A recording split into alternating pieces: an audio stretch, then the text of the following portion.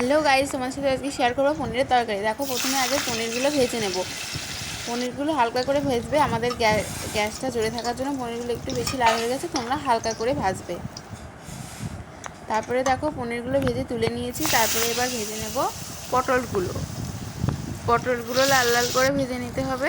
দেখো, পটল ভাজা হয়ে গেছে, এবার তুলে নিচ্ছি। এবার ভেজে নেব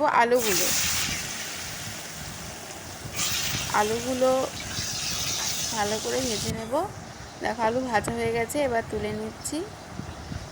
তারপরে এর মধ্যে দিয়ে দেবো, এই দেখতেই পেলে তোমরা, দারচিনি, লবঙ্গ, তারপরে পেঁয়াজ, ছোটো এলাচ এগুলো ছিল।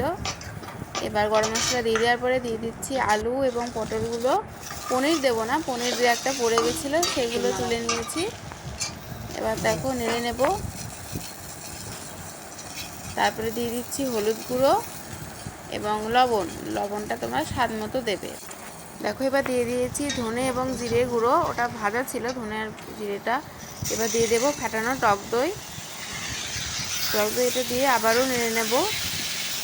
দেখো, টক দইটা দেওয়ার জন্য তরকারি সাদা সাদা দেখা যাচ্ছে। এবার দেখো, দিয়ে দেবো চিনি। এখানে 1 চামচ চিনি ব্যবহার করেছি এবং এর মধ্যে দিয়ে দিলাম জল একটু। এবার ঢাকনা চাপা দিয়ে দেবো। ঢাকনাটা খুলে নিয়ে এরপরে দিয়ে দিচ্ছি লঙ্কাগুলো।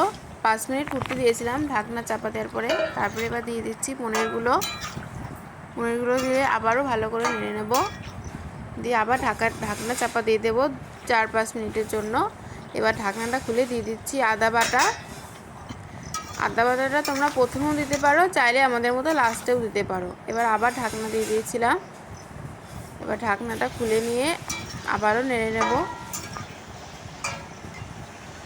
দেখো, আমাদের পনিরটা কালারটা কি সুন্দর এসেছে। এবার এর মধ্যে দিয়ে দেবো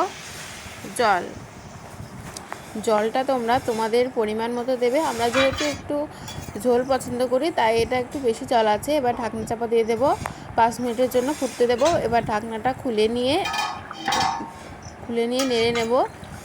দেখো, আমাদের ঝোলটা ফুটে গেছে, আলুগুলো সিদ্ধ হয়ে গেছে। এই জন্য এবার দিয়ে দিচ্ছি ঘি আর দিয়ে দেবো গরম মশলা।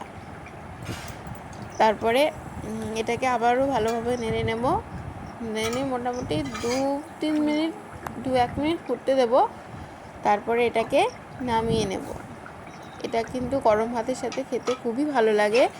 এটা খেতেও খুব টেস্টি হয়েছিল। তোমরা খেয়ে কিন্তু কমেন্টে অবশ্যই জানাবে কেমন হয়েছে।